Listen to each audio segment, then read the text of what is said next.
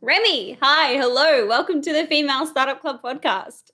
Thank you so much for having me. Excited to be here. I'm so excited to be here. For anyone watching on YouTube, I have my Freck Beauty eyeliner on in blue, which I'm very happy about. And I'm super excited to have you on the show today. For anyone who doesn't know you, can you give us the elevator pitch on who you are and what your business is? Yeah, totally. Well, thanks everybody for having me, and thanks for the listeners. Thanks for Doone. So I am Remi. I'm the founder and CEO of Freck Beauty. I am born in Seattle, and my why is just I wish there was a better story for this, but I have always wanted freckles, and so Freck Beauty came into the world as the hunt for the perfect freckle. We launched as one SKU, and the brand was just called Freck and the product was called Freck. That was it. And it was a very unconventional way to do it. And it is the world's first faux freckle. And since then, we've grown into clean beauty, clean skincare, and recently launched at Sephora. Oh my gosh, how fun. It's so funny, like that notion of like you always want what you can't have. Like I'm obviously someone with freckles and I am like going to the place being like, hey, can you like even out my pigmentation? I know. Yeah, it's crazy. Yeah, when I launched first with a Kickstarter, and it was like, frankly, it was in 2015, and I think it was before the industry was ready to embrace, natural beauty and quote, I'm air quoting if you're listening, air quoting flaws or, skin texture and all that stuff. And this was at a time when, hyperpigmentation, laser treatments, like all that stuff was really at the top of its game in 2015. And as well as, heavy full coverage foundation was still the thing. Like Glossy, I think, had just launched. So like no makeup was like starting to trickle in, but I don't think the industry was ready yet. So when we launched the Kickstarter, it was unsuccessful. It failed publicly, which was really embarrassing, obviously. But also, I got kind of dragged for this idea. Everyone was like, who wants freckles? It's crazy. Like Nylon, a bunch of big publications that I really looked up to and respected were like, what is this crazy girl doing? So it's really awesome to see where the industry is now and people like yourself embracing our freckles. Totally. Why did why did the Kickstarter fail? What do you think went wrong about it in hindsight? I think it was too much money. Our goal was $215,000, which like has been done on Kickstarter. There are Kickstarters that have made millions of dollars, but I think the trick, if you're launching on Kickstarter, or one of the tricks that I would have taken away from that, is to set your goal as low as possible, and maybe at the same time have some, like, if you're able to do a friends and family round, or maybe like, if this is a proof of concept and people are interested in it, maybe I can get some funding to like back it up. But once you do a Kickstarter, if you are successful, you have to fulfill all of the orders that your backers make. So I think that the amount of money was too high. I think that it was a little bit too early. I think that the other thing about Kickstarter is we raised like $22,000 like right out the gate. But then I think after a couple of days, if your Kickstarter hasn't funded almost immediately, people don't want the responsibility of like checking their bank account to make sure their money got back. So I think that in reality, the lifespan of a Kickstarter is like a couple days.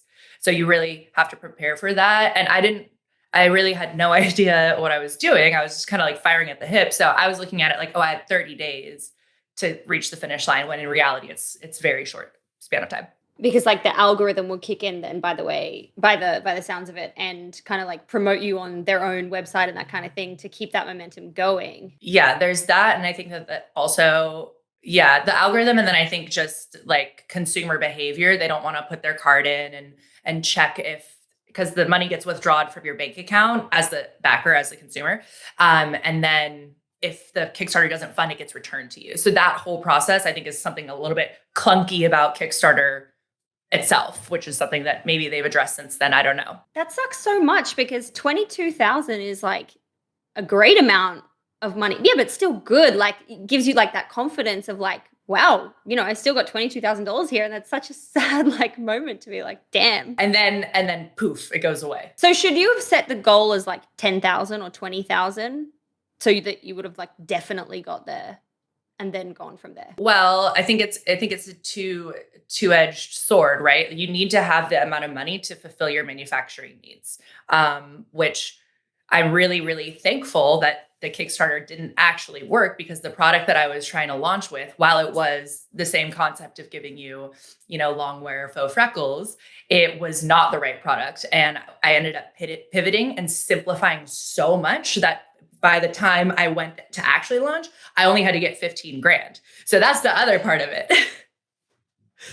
So I could have done it, but with the product that I would, if I had launched that product and had to fulfill all those backers orders for that freckle kit, I don't think the business would have been successful. So actually, it was really like, it was a great thing that happened, even though it was a huge blessing. But and then also all the publicity that came out of getting dragged. Like they literally, Jimmy Kimmel took the Kickstarter video and did like a 2-minute spot on his show live talking about freckles. And then like Guillermo comes out and he's got his freckles on, and Jimmy's like, "What do you think about your freckles?" And Guillermo was like, "I like them." And Jimmy was like, "I don't know." So it was like a whole thing. So, but that was also a blessing, even though it was definitely, a little bit of a stab, because then people started following us on Instagram. So when we finally launched, we kind of had a little bit of a network already built in. So long story short, it was a rough couple of first years. Yeah, that sounds bloody rough for one. My God. And does that mean like your opinion on all press is good press kind of thing is like correct, or what do you think? What's your approach on that now? um, I don't know. I think, yeah, all press is good press, but I don't think about press so much, to be honest. Like I really, um, you know, I'm such a like weird talker. I definitely go in circles. So thanks for keeping up. But the part I didn't say about my elevator pitch of myself, I think every founder has a really like beautiful and unique story about how they get to the point, like the precipice of their business, and why they started. And everyone's is unique and wonderful, but I think you hear a lot of this story where people were in the beauty industry, specifically within beauty. I'm not sure about other industries. They were in beauty, they saw a hole in the market, or like they have a personal relationship with clean or something like that. For me, I was actually an interior designer, and I was working like 3 full-time jobs. I was doing design for a designer. I was doing freelance for my own clients. And then I was also working sales to like actually make money to pay for Freck. At the end there, I was working 3 jobs. But when I started, I was just an interior designer. And the genesis for Freck is really product driven. Like I just really wanted freckles. If you look at my drawings from when I was a child, like growing up in Seattle without any freckles, like the sun has freckles, the plants have freckles, and I just love freckles.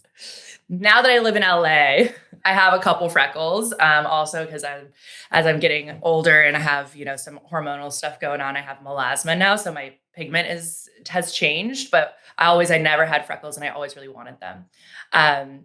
But yeah, so really the why of Freck is super product driven, and brand driven now. But in the very, very beginning, it was just like, I really just want freckles. And I knew that my like close knit group of girlfriends and guy friends too in East LA were kind of like, yeah, I would wear freckles. And so that kind of gave me the confidence to like kick it off. And I love that because I think it's like sends the message that, yeah, you can have a really niche idea and just start with that one thing that you want and your friends want that isn't this kind of like mass thing, but then grow it into products that can be really for everyone, and add to it. But like you can start with, something that is a bit more niche to get going.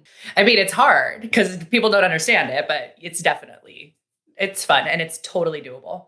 What year are we talking when the Kickstarter kind of thing goes to shit, the Jimmy Kimmel stuff is all happening? When are we talking? So that I started working on development in 2014, 2015, end of 2015 was the Kickstarter. And then I took some time off to rest after the Kickstarter. And like, I think 3 or 4 months later, I kind of picked myself up by bootstraps, because obviously that's embarrassing, right? Like you're just kind of like a little bit wounded after that.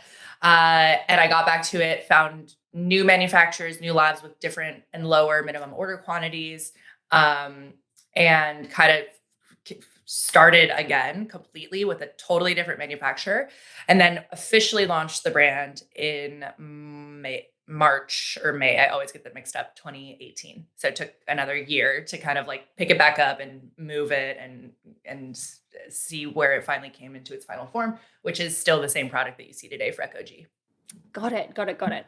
Okay. And so for the second time around, I always love to ask about like the money stuff. How much did it cost you to launch? What did you need to invest? And in the scenario where the Kickstarter failed, how did you then fund that in the beginning?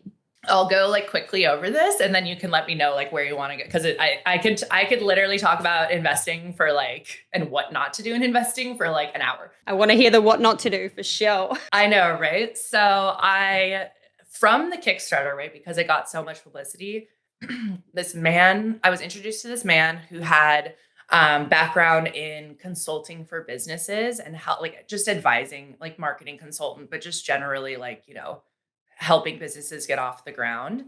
And he came to me and he was like, I think this is a really good idea. I'm sorry, your Kickstarter didn't fund. So we got dinner and he, was like, I would love to help you. Like, and I'm kind of person where, external accountability is really good for me because I can like really go too deep into like something that really probably doesn't actually matter, but I get like fixated. I definitely am ADHD and then also have like hyper focus issues too. So it was really great to have somebody to kind of check in once a week, just be like, how's it going? What's up? He ended up introducing me to his brother, who had was very, very well off, owned a fast food chain in Southern California. So he was doing very well. And he had passed on Beauty Blender. Beauty Blender had come to him in the early days and asked him to invest and he passed on it. So he was like really trying to get into the beauty space as an investor. So he ended up investing $15,000 in the company, which was enough for the first run of production. And I gave them, and like everybody listening is going to just jump out of their seat. I gave the investor for $15,000, 10% of my company, and the other brother for like a finder's fee, another 10%. So I gave away 20% of my company for $15,000 without any sort of vesting structure or anything. And it just like really was not the right fit. The launch was successful, but like the relationship between us kind of soured because I wasn't able to put in enough time to really grow the business. And I had, like I said, I had 3 full-time jobs. I was literally working one job to support Freck as well. And so I ended up buying them out at the end of 2018, which is the year that we launched, and regaining full control of the company going into 2019, which was really special. And I spent every single dollar that I had in the Freck bank account and in my personal bank account to get them out because I was like, on principle, I was just like, I have to like, if this fails, like I want it to fail. Like I want it to be mine. And I want to make sure that I'm able to do everything that I feel like I can in order to make this project successful. But also at this point, as I was going into 2019, I remember having this moment where I was sitting outside one of my jobs. I was just like dead tired. I had woken up at, 6 a.m. to pack up orders, drop them at the post office, then get to my job by 9. And I was sitting in the parking lot. I had parked my car and I just like remember like putting my head against the headrest and just being like, and then just be like, you know what, Remi, I'm going to give you 6 months. You get 6 more months because I've done all of this up and down, the Kickstarter, funding all of that, it takes money to build out a Kickstarter, then getting back up and having to buy these investors out. And just, it was pretty emotional. And so I was like, you know what, I'm going to give you 6 more months. And then if that doesn't work, like go hard, do everything that you can. As a completely unseasoned business owner who had no idea what I was doing at the time, you get 6 more months. And then after that, you got to like walk away because you can't put your entire life on hold for this concept. And that moment really was when shit kicked off for me. And things that are already kind of like doing, you're generating sales and stuff at this point, right? Like you're shipping orders, like people are interested in what you're buying. You've already got the community from the previous thing. So what was kind of like furthering the spread of the word and like what changed in that 6 months that allowed you to keep going and decide like, yeah, this is on, I'm doing this? Yeah, totally. So the other thing so we had this crazy spike of sales when we first, launched. And that was all people who, basically I think our Instagram was like 4,000 or 5,000 people who had stuck around and like, can you imagine the brand loyalty of somebody to stick around for 2 years waiting for some like mystery product to launch? And I would just get messages on Instagram, like once, a couple times a week being like, do you have any like back stock of your product, anything that you can send me? So that like really helped me keep going. Right. So I'm literally so thankful for the community, that first like couple thousand people, but we had a great like first launch day. The product is Freck OG is about this, like half the size of your pinky. It's maybe the smallest cosmetic product in the world, I would venture to guess, and that's the full size version. But it lasts a really long time. I've never actually personally run out of a tube of Freck OG. So obviously we had this great first hit, but then I had no like focus on marketing because I was so focused on like fulfilling orders and trying to figure out like operationally supply and demand planning, like placing new orders, like making sure that we don't run out of inventory, stuff like that. So after the first spike, with pretty much no time to focus on marketing, it tethered. And I remember there were days where I was like so excited that we hit like $90 in sales on our website. Like that's how small potatoes it was from the launch in March or May until the end of the year. It was like $30 to $90 in sales a day, But what happened in the 6 months that I think really escalated the business is I just kind of like had this kick in my own butt where I was like, okay, so you've done all of this. You've already like publicly failed enough times where it's like, just go balls to the walls, like do everything that you think might work, like throw the spaghetti at the wall, see what sticks. So I started reaching out to influencers, and this is again, 2019. It was a different kind of space. Influencers had not really figured out like how valuable they were at the time. So I didn't either. And so I reached out to a couple and I was just like, I really love your creativity and I would love to send you some product like with no attachment to it whatsoever. And they're like, oh yeah, I would love to kind of see about your brand. And this one girl who I will forever be indebted to did a giveaway. Like I sent her 2 and she on her own, her name is Sarah on the internet, on her own, she was like, I'm doing a giveaway with Freck. Go follow Freck and you're like entered to win one of their freckle pens. And we like grew 3,000 followers overnight. And I was like, oh, okay. So marketing, like it was like that. And then from there, like I just kind of like started trying to think outside the box and outside of and educate myself and start listening to podcasts and all of the things, like it did everything, not only externally, like consumer facing, but also to educate myself and grow and learn a little bit from the beautiful community that already exists on the internet. Like what though? What were the other things? Like for anyone listening who's an entrepreneur, probably in that like solopreneur space where they're in that, trying to figure it out. I need to throw spaghetti at a wall. What would you recommend? Well, okay, you have to think about right now, it's a different climate than it was back then, but I would dive deep into TikTok. Like I wouldn't even mess around on Instagram. Honestly, I would just go TikTok and find your specific thing. I actually was just recently in a meeting with TikTok because I'm trying to figure it out for myself. And they're like, be super specific about what you're talking about, especially if you're a brand. So like you could literally go on every single day and like say it's Freck OG that I'm talking about on TikTok. I could go on every single day and talk about freckles and be and like freckles and blush and do the same thing every single day. And some of the videos hit and some of them don't, but you have to be super authentic and like unfiltered. And you have to drive the same product, same point in over and over again. And that's how you can build a really great audience on TikTok. And then, from there, you can obviously branch out in the kind of content that you're creating. But as far as like kicking yourself off on TikTok, it's better to stay super focused, or that's at least what Anne at TikTok told me. And then the other thing about TikTok, I actually met her for the first time because we had a launch event for Freck Beauty. And it was just so fun to meet people in person, like finally after all of this craziness and COVID.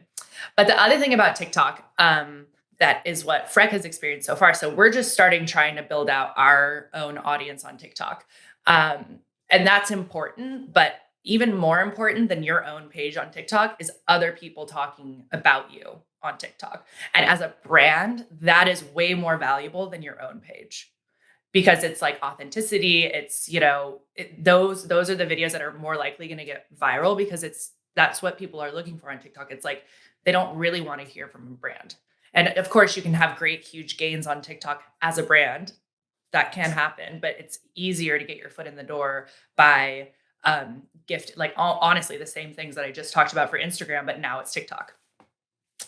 And what else? Oh, and the other thing I would say, like if I were to go back to myself in those critical 6 months, I actually brought on a business partner as well. And she's my COO and head of sales. Her name is Des Wilson. She's also my best friend and already was my best friend. And I'm the what's it called? Godparent to her baby. Like, we're so close, which probably was kind of a crazy decision to make. But I was just trying to figure it out. Her background was in distribution for wholesale fashion. She ran a showroom, and I already knew her work and respected her so much. And she, again, like the accountability of us together was really helpful for me as a person. And I think just know yourself, know how you work best, for sure. But also we were able to kind of divide and conquer. And I was able to kind of give her some of those supply and demand issues and keeping things in stock and making sure that things are moving along. Meanwhile, she's trying to grow our distribution in Europe, because I knew that we had a strong audience in UK. And that allowed me to free up some time to focus more on marketing initiatives. So I don't think everybody needs to get a partner right out the gate. It definitely can be done without one, but I had learned everything that I had learned from those investors. I then was like, okay, 5-year invest schedule, And how did you value the business at that point then? Because obviously first time around, you've given away 20%, which what does that equal? 50 grand? 15. No, but the valuation is I see. minimal, right? Yeah. Whereas this time around, you are probably well-versed in negotiation, you know what not to do, but it's a friend and someone that you truly care about, and you want to entice them into the business and make it worthwhile. So how did you find a number? And if you're happy to share, what did you land on? Yeah, totally. No. Des, if you're listening, hope you're okay with this. So she kind of came in strong. She was like, well, I was thinking 40-60. And I was like, I was thinking not that. So, but you also have to backing it up, again, we're making $60 a day in sales. She was getting X% of nothing. It was an idea, a potential of a business. And she had actually followed the brand, out before we knew each other from the Kickstarter days. So she was very, she knew kind of where she could see the little nugget, and she was like, I'd be down to figure this out with you. So what we ended up landing on, if she was not my friend, I think I would have offered her 10%. But because she is my friend, and again, 10% of nothing, it was a lot of sweat equity. It was a lot of sweat for the equity, and it was unpaid. So we landed on 20%, vested over 5 years. And we didn't start paying ourselves. We were both working our separate jobs. So she came full time and was able to finally leave her positions at the end of 2019. I think beginning of 2019. Sorry. Yeah. So that's how we ended up. With a deal like that, for someone who's essentially in the distribution side, so sales, are they, and not necessarily her, but in general, are they incentivized to, basically, are they incentivized by a commission structure as well as, or is it just the 20% and that's it? It's a great question. We did not structure it that way. I also didn't want to structure it that way, because for me, it's not about going and plugging us into every single little small boutique in Silver Lake. It's about the key players and getting the right partners, because running wholesale business is really expensive. Paying for somebody to pack it up, even if it's someone who's big but not that big. I won't say the name, but one of the retailers that we work with, we realized that we almost were making no money because of how intensely you have to pack out the order. It's bottom label, poly bag, stick it, another poly bag. Then you need to put 50 into a case count, poly bag that, then pack it up. It's like, and every single retailer has a different, it's called a routing guide. So every single person has a different routing guide. You have to have somebody who knows how to pack all that out. It's super expensive. It's super time consuming. And then also you have to think about what's your margin on with your retailers. So, that we realized that later. But in the beginning, I didn't want to structure her based on commission because I was like, every single dollar needs to go back into the business to grow it. So frankly, if you're looking at this like a commission structure, like you're not going to be the partner for me because this is not a 1 year, let's make some cash. This is like 5-10 year long play. And then let's make some cash. Yeah, 100%. That's so interesting about the routing guide. I haven't heard that term before. I don't know if that's just beauty or if that's across the board. And you're also in so many cool retailers, like all the cool ones. I think I saw like Urban Outfitters, Sephora, ASOS, blah blah blah, all the great ones. When it comes to that kind of thing, what else can you share that entrepreneurs might not know about when it comes to that kind of like nitty-gritty logistics and operations side of things? Oh, and my other question around that was, did you have to change your pricing because you realized the margins and the additional expense to like pack everything and all that kind of stuff? Yeah. Well, okay. So first off, the first thing that I would absolutely tell anybody is that the margin is negotiable. So you can go back to Revolve and say, okay, so they're like, we want to pay you, 45, like our margin's 55. You can go back to them and be like, that's really not going to work for us. We're a small business. Our price point is accessible. We like to keep it accessible. We need, a 50% margin, whatever it is. So that first off, I didn't realize that until way later. I had no idea. So if you are like starting to build out your wholesale business, just know that. And then I would also recommend when trying to, this depends on the size of your team, right? When we started building out our wholesale business, we were literally packing our orders out of my kitchen table. And then we didn't get a 3PL, which is the company that knows all the routing guides and warehouses your product and packs it out for you, both for wholesale and DTC, until right before we launched with Sephora. And that was a year-long process to find the right 3PL partnership. So if you're at the stage where you're still packing up your orders, make sure that you get that routing guide. And that's that term is kind of across, well, at least for fashion and beauty, it's for both.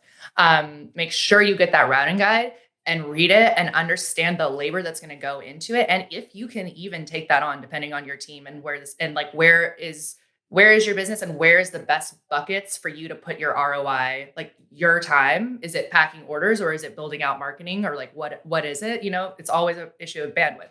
So get that routing guide, understand it, read the entire thing, and know that while negotiating your margin, because that can skew your whole profitability on a wholesale side. Wow, that's crazy.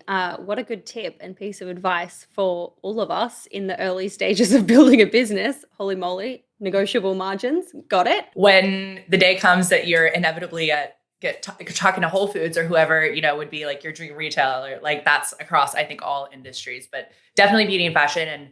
And the partnerships that you want to have, like our partnership with Sephora, they have been so wonderful and understanding, and it's a partnership. It's not, we're selling you goods, there's like any relationship, it's a little bit of flex of compromise. There are things that we've done for Sephora. One of our products, you asked about changing price points. We've never changed our price point except for one product for Sephora, and they asked us to bring it from 32 to 28.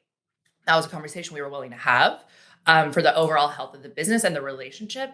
But it was a huge jump because it's our hero SKU. It's our Freck XL and Freck Noir was $32 and now it's $28. So you can imagine the percentage of business that affects, and that doesn't change the cost of goods sold.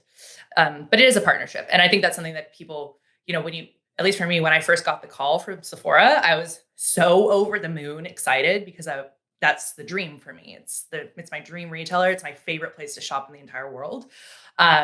So you want to be that, like the person, the relationship that's like, yes, whatever you want, anything. But it's like, they're used to you, know your worth. They need you. Exactly. You've got to walk in there with your your power pose on and be ready to talk shop and not kind of, just give in to anything. Totally get that. I wanted to ask you about your packaging. Something on the show that's been spoken about here and there is, launching with stock standard packaging. And when I look at your products like Cheek Slime, which I love the name of, by the way, I've already told you that, it looks like to me that that's not a stock standard package. Like, it looks like I've never seen that before. How do you approach packaging in terms of things like that when it comes to things that might not be super common and you might need to invest more and that kind of thing? Like, what are your recommendations to early brand owners? Yeah, I love this question so much because I like I mentioned, my background is interior design. So literally one of my favorite parts about my job is the packaging. So I love this question. And I obviously have a insanely critical eye from my background in interiors. So it's hard to be like, to have, it's a blessing and a curse, right? To have the level of like scrutiny, but then also be like, we're a startup business and this is what we can afford. Like that's a hard to swallow pill, let me tell you. Um, so the way we did it is Freck OG obviously was our first product. That's stock packaging. It's like it's like literally the sample that labs test eyeliner in. It's like a mini eyeliner, but it ended up just being the perfect product. And I had like no notes on it. One thing that can help, we did design changes. Obviously, we perfected the like the number of bristles in the brush and the color of the packaging and how long the length of the wand. We perfected that over time, but the outside, like the as far as the consumer, the shape stayed the same. So a couple things on that. One thing that you can do, again, this is a partnership. I mean, everything in life is a partnership, right? You can go to your packaging manufacturers and do, you can try and partner with them after a couple initial orders on something called a blanket order. Have you guys talked about that on the show? No, we have not. That sounds cool. So a blanket order is where you have to build the relationship. Generally, there's a certain amount of like credit involved. So that's a little bit scary, which at the end of the day was me. And you can say, okay, so say I'm like, I need to order 50,000 units of Freck OG components, but I think that that's like probably more than enough for an entire year. It's like, that's like a crazy massive amount of inventory. You can partner with your componentry manufacturer and say, hey, I'd like to order this in advance. You hold it, they hold it. You have to pay a deposit on, it's usually about, I think like 25% of the inventory. And then you put together with them a schedule for the entire year of like every 2 months, we're going to release, 8,000 units and you're going to ship those. So that not only does that allow, and then you get the price break on 50,000. And what we chose to do with the price break on the 50,000, instead of ordering 2,000 units at a time, you can further refine the design process, which is what we chose to do. You can have it pre-printed there. So when you're pulling inventory, they're housing it. The manufacturer that I'm speaking of is in New Jersey. So instead of risking going out of stock because they're like, oh, we're waiting for a shipment of this stock componentry, it's in China, it's on the boat, it won't be here for 6 weeks. And you're like, well, I'm out of stock.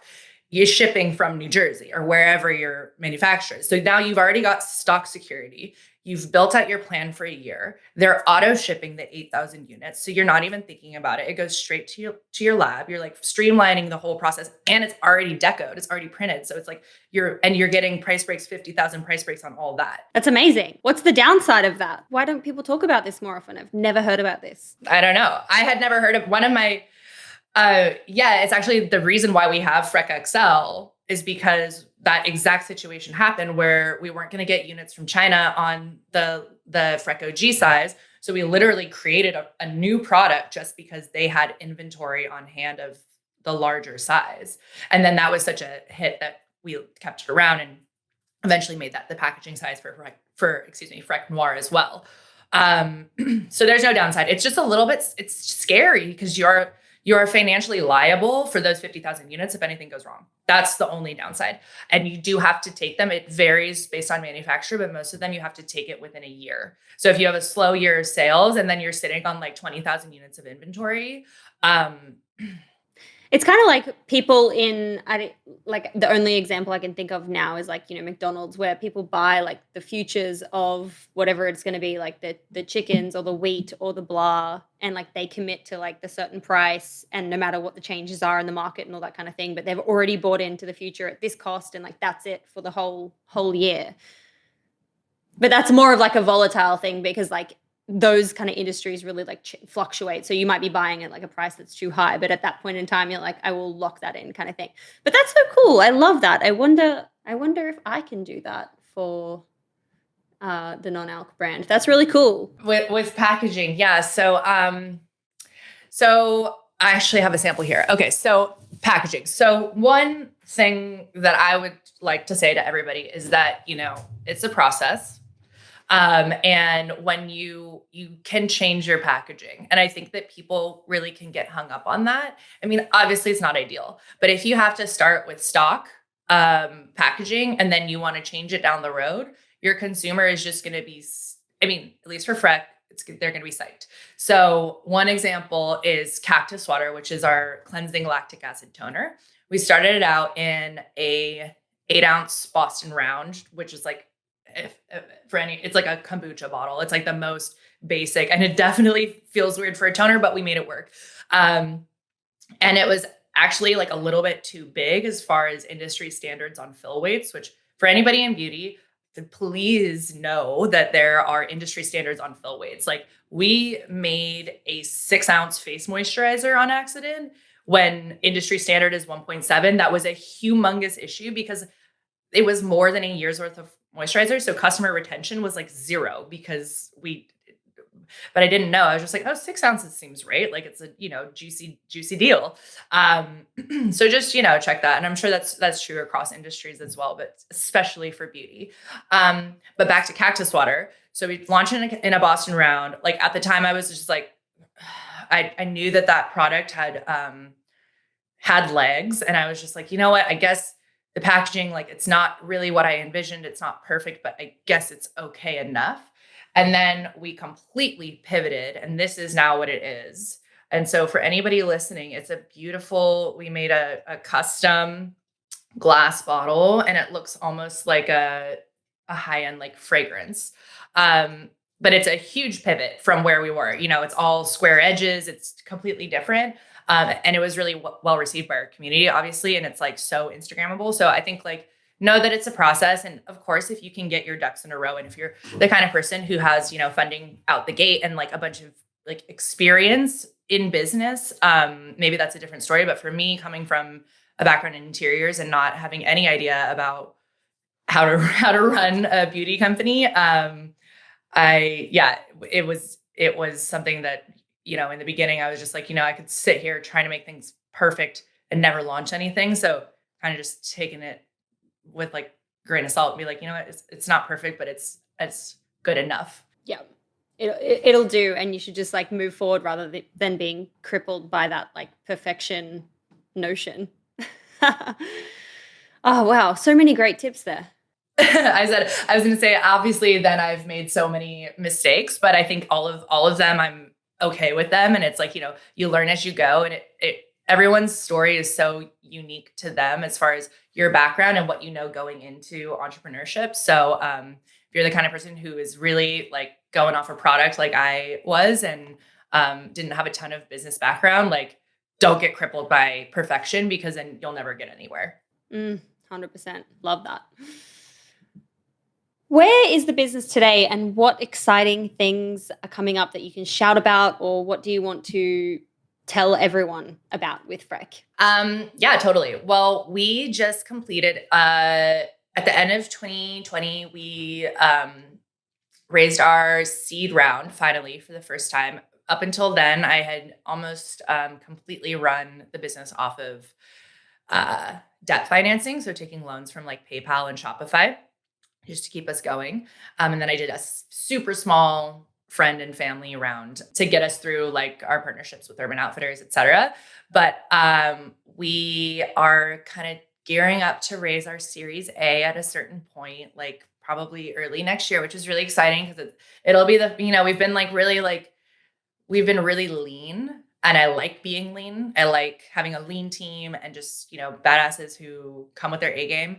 We like being lean on capital because I think it keeps you like hungry and like, you know, uh, quick to pivot. We actually are launching a new product tomorrow. It's our first exclusive product with Sephora. So I'm excited to see how that goes out.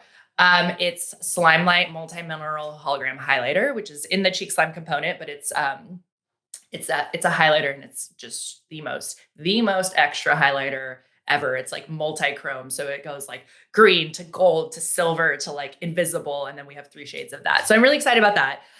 But more so than, I'm just really excited. I really believe in the product, but I also think that this is a launch that I've been really excited for a really long time, because we finally have, the time and the capital and the bandwidth and the team to like really properly execute a launch, which I think we haven't had before, just because we've been so in the weeds, frankly. We haven't had any support, and like we've really focused this year on like building out our like guidance team to help us, you don't know what you don't know. So help like finding the team to like help us fill in those blanks. And I think it's like our first, honestly, properly executed campaign, like ever. Not campaign, launch campaign, ever. So I'm actually maybe more excited for this one than I was for the initial launch of Freck OG. Because when I look back, I'm like, I was so nervous and like, I was just like really overwhelmed and over my head. And now I'm like, okay, so we've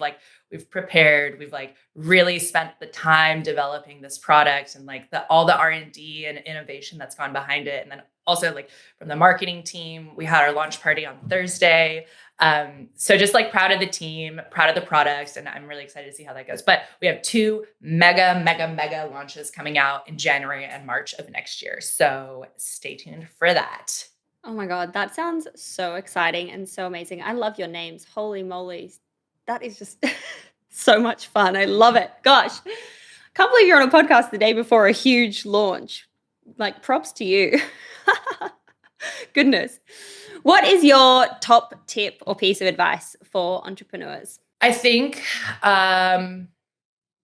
it's funny. This changes, I think, over time, and as you kind of find your groove and all that. But I think just make yourself proud, like behave with integrity, and from everything from how you treat your employees to training your employees, super important, because if you don't invest the time into training them, you might as well not hire them, which I think is really hard for people to remember when they're so in the weeds as a startup. Integrity, from product innovation. Des and I, when we work together on product development, we just think about products that we wish existed. We don't want to bring things into the world just to bring them and just to make money, which is a thing for me, especially with the environment and just the way that the world is right now. So just make yourself proud, I think, is what I would say now. And be thoughtful about your decisions. Don't be too rash.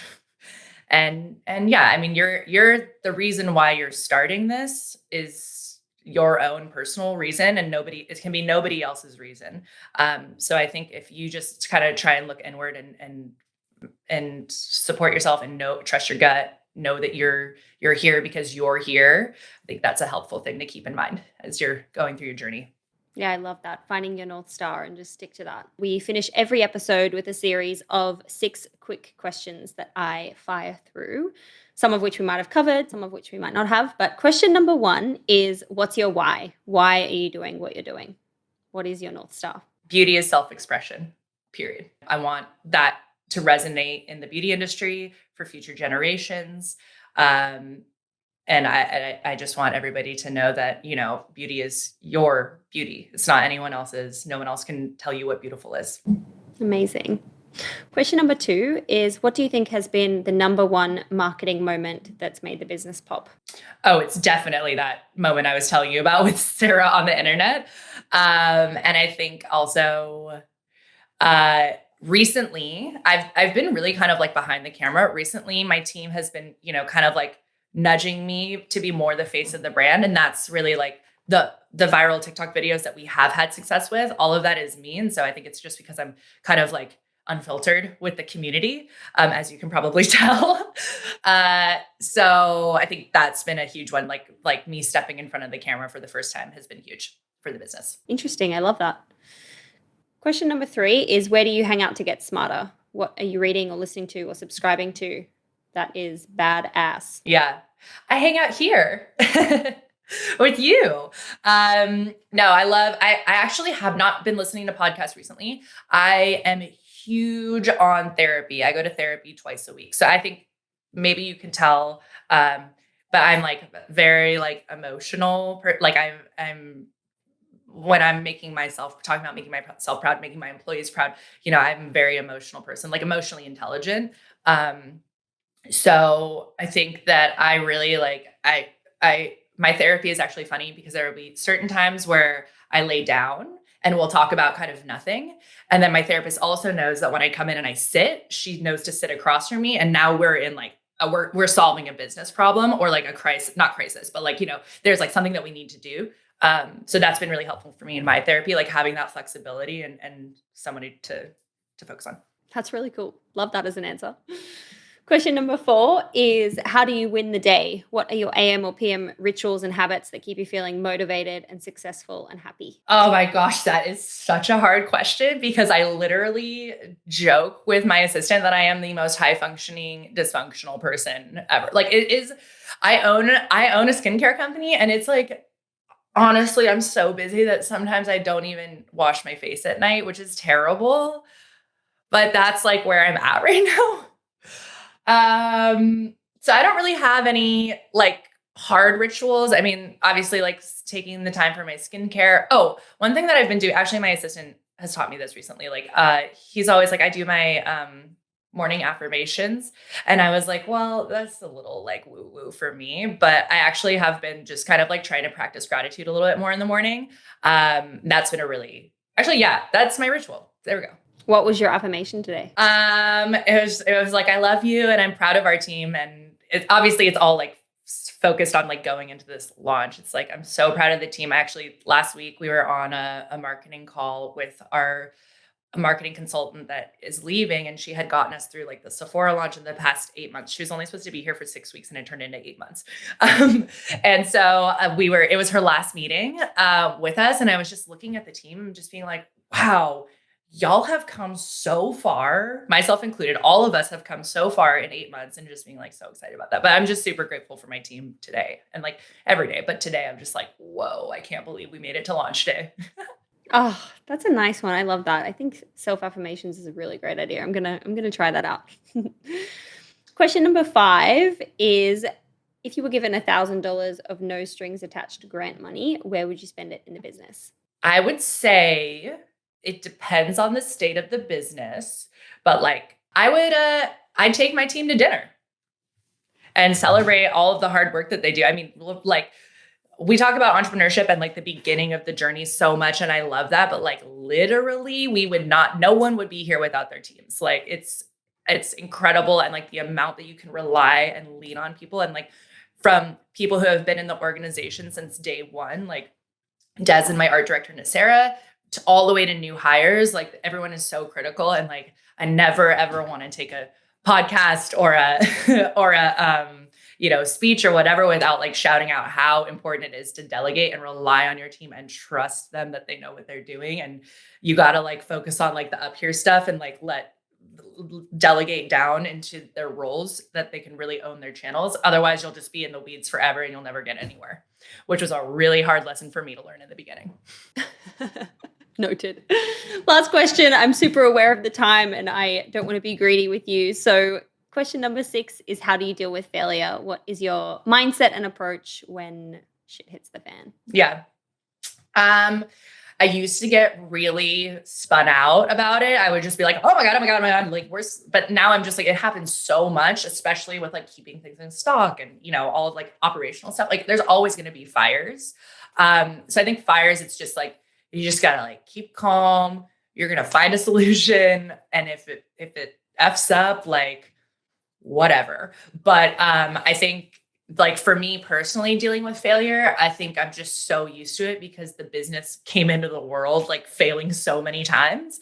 But again, I would point back to like, make yourself proud. Like if you really believe in something and it fails, learn from that, and know that that's so valuable. Cause like I think this is a great way to tie out this episode. It's like hearing everything that Freck went through in order to get to now we're at Sephora. It's like if all of those failures hadn't happened, I never would have gotten to Sephora. I would have launched a product that was subpar or wasn't ready or whatever. You know what I mean? So just trust the process, trust your gut, and like keep your North Star and make yourself proud. And even if you fail, like make yourself proud in that failure. Totally. And if you had have given up, you wouldn't have gotten into Sephora, and you could have so easily given up after the first, hurdle. This is crazy persistence.